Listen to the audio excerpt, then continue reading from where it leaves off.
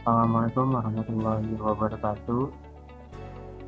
Yang terhormat Bapak Bima Sadewa SPDMPD, selaku dosen pengampu mata kuliah Statistika Diferensial. Perkenalkan, nama saya Ahmad Fauzan Jalalahuddin dengan NIM 23101120006110 bersama dengan teman saya Fatan Kitiba Usalafi dengan NIM 231011200780. Di sini saya dengan Fatan ingin mempresentasikan tugas mata kuliah Statistika Diferensial dengan tema validitas instrumen penelitian.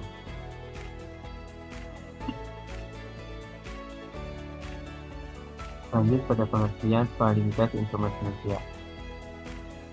Validitas berasal dari kata validity yang berarti sejauh mana ketepatan dan juga kecermatan suatu alat ukur dalam melakukan fungsi ukuran Edward 2000. Validitas merujuk pada suatu ukuran yang menjamin bahwa suatu variabel yang diukur benar-benar merupakan variabel yang memang dimiliki.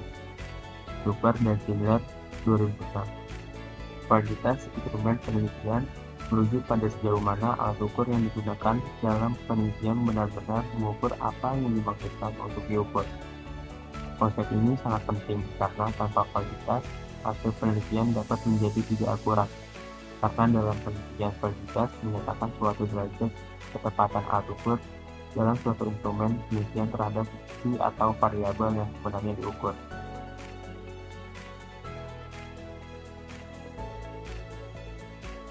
Jenis-jenis validitas penelitian. Yang pertama ada validitas fisik. Menilai sejauh mana instrumen mencakup seluruh aspek dari konsep yang ingin diukur. Ini dapat melibatkan penilaian dari ahli untuk memastikan bahwa semua item dalam instrumen dengan relevan.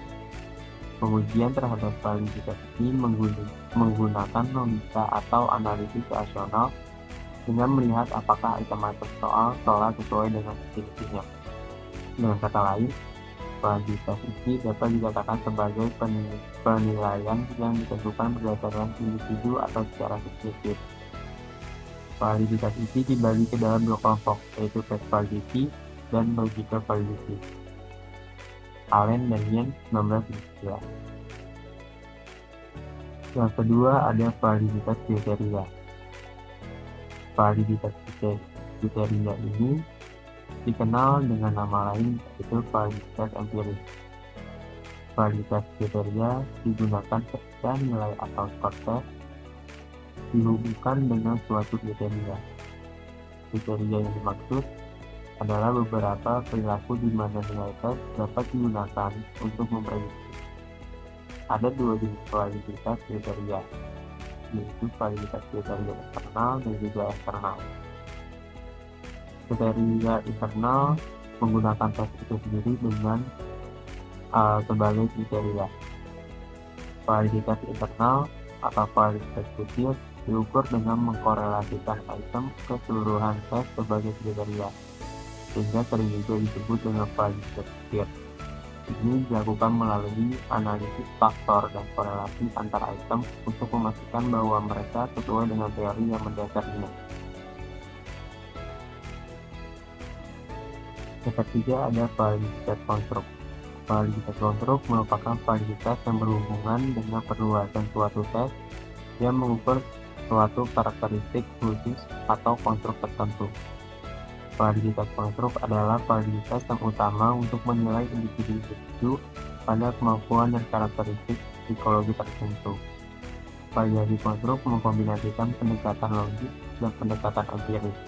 Salah satu aspek dari pendekatan logis adalah untuk menanyakan jika unsur-unsur tes pengukuran adalah unsur-unsur yang membangun konstruk.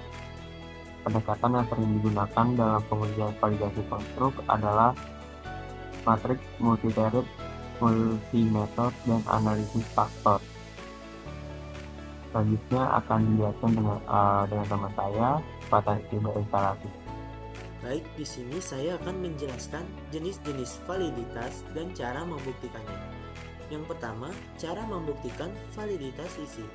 Cara membuktikannya yaitu Yang pertama, pada panel ahli, instrumen dinilai oleh para ahli di bidang terkait untuk memastikan bahwa semua item relevan, mewakili konsep yang diukur, dan bebas dari bias.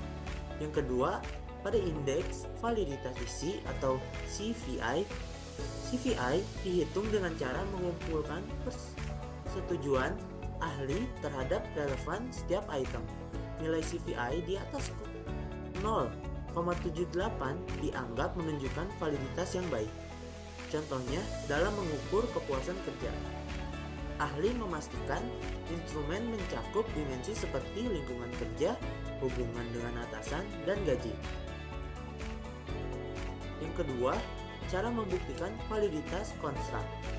Cara membuktikannya yaitu dengan yang pertama, menganalisis faktor eksploratori atau EFA, digunakan untuk mengidentifikasi pola atau struktur hubungan antar item tanpa asumsi awal. Yang kedua, analisis faktor konfirmatori atau CFR, menggunakan pendekatan statistik untuk menguji apakah struktur faktor yang diasumsikan cocok dengan data.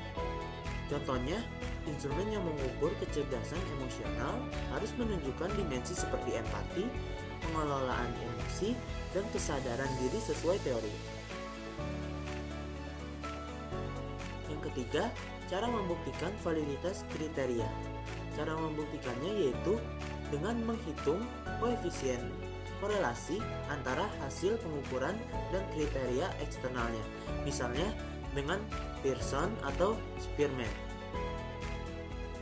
Contohnya, tes kemampuan kognitif siswa dibandingkan dengan nilai rapor siswa sebagai kriteria eksternal. Lalu yang keempat, cara membuktikan validitas wajar.